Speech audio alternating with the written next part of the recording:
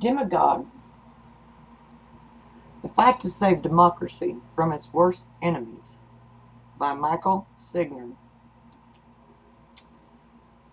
You know, I never really liked history that much when I was young.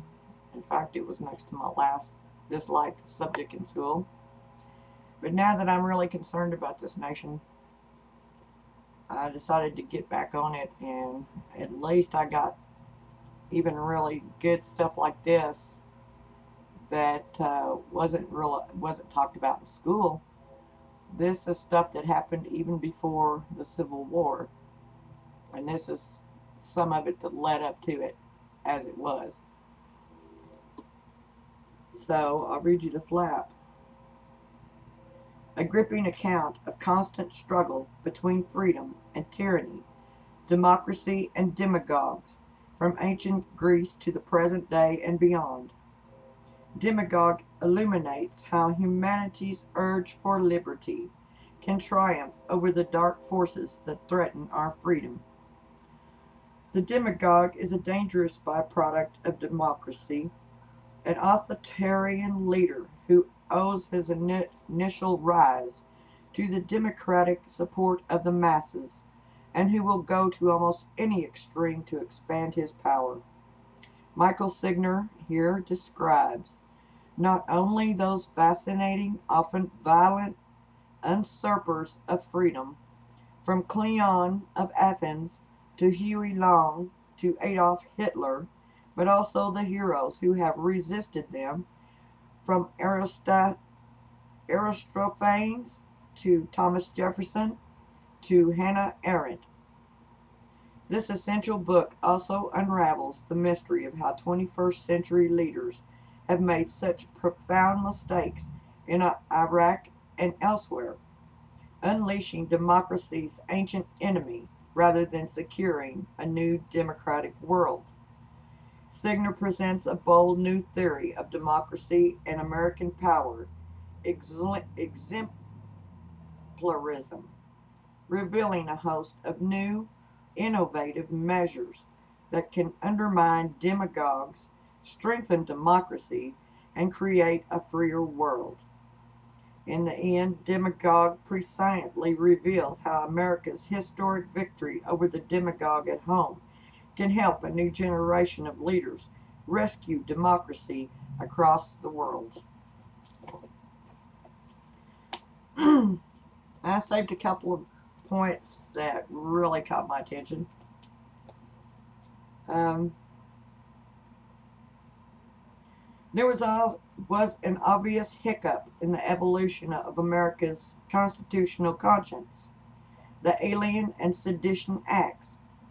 These four laws were drafted by the Federalist Party, which supported a stronger central government during the war with France, purportedly to protect the United States from internal agents of foreign powers and to stop sedition.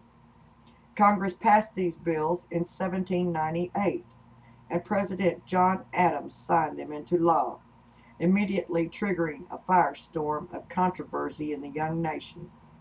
The laws allowed the president to expel foreign citizens suspected of treason and prohibited false or hostile words against the American government.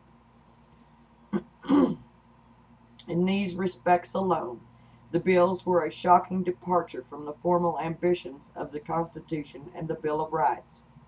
They egregiously subjected those hopes to the short-term political ambitions of a single party.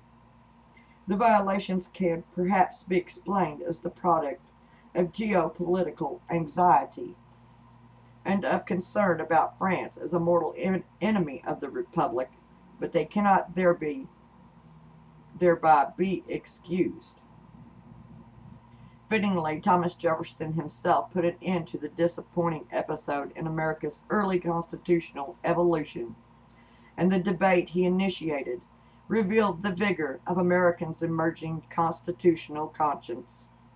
His party, the Democratic Republicans, attacked the laws as unconstitutional infringements on the Bill of Rights. In 1798, collaborating with James Madison, and at the risk of being charged with sedition himself, Jefferson wrote a resolution for the Virginia government charging that the acts were unconstitutional and urging a change by the people as the constitutional remedy. The constitutional eclipse shadowed America for only about 4 years, with the exception of the Alien Enemies Act. The laws expired or were repealed by 1802. In 1801, however, Jefferson would get the opportunity to practice what he preached. On March 4th, the day he was inaugurated president, Jefferson declared the laws unconstitutional and pardoned and released those who had been convicted under them. And then it talks about Shays' Rebellion, which was talked about a lot. There is an instructive footnote to Shays' Rebellion. Ultimately, most of the rebels' demands were addressed by the political process. Frustrated by a Massachusetts state legislature that paid itself stratospheric salaries, the farmers argued that the voters should approve legislators' compensation. They asserted that the various fees that attended the process of the law, filing complaints, retaining lawyers, were unfair and prohibitively expensive. They resisted forced enrollment in militia that always were governed by faraway members of the elite.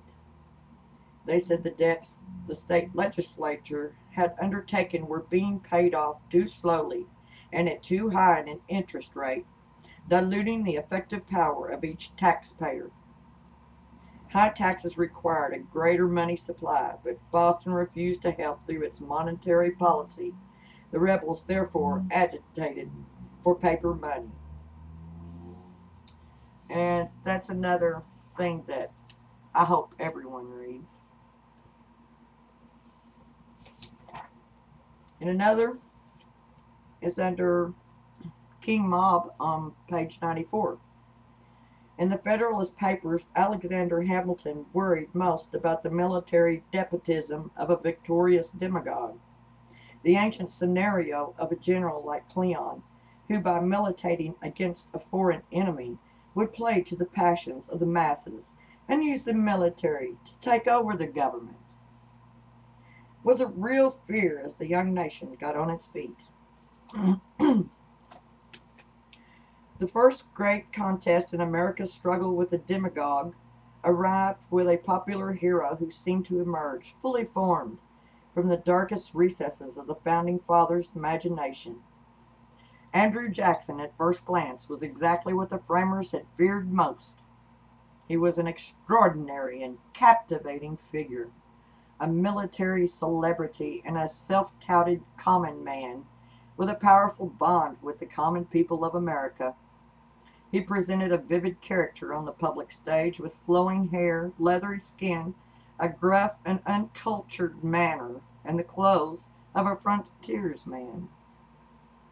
When he arrived at the Capitol at Philadelphia as Tennessee's first congressman in 1796, he was described as a tall, lank, uncouth-looking personage with long locks of hair hanging over his face and a check down his back tied in an eel skin.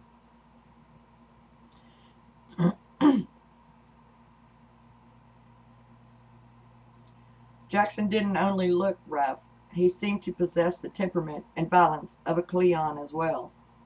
Jackson had a tremendous temper, evident in his unnerving habit of dueling people who gave him offense, including a sitting governor of Tennessee. Can you imagine? He also directed a ruthless war against Native Americans, becoming alternatively renowned, hated, and feared throughout the United States for the savagery of his conduct to the Indian American wars.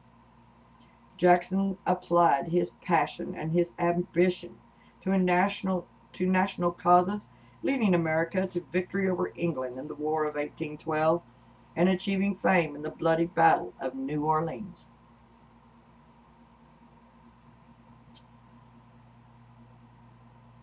Some, like Jackson's great nemesis, Senator Henry Clay, worried that Jackson was the framers' great demagogue come at long last.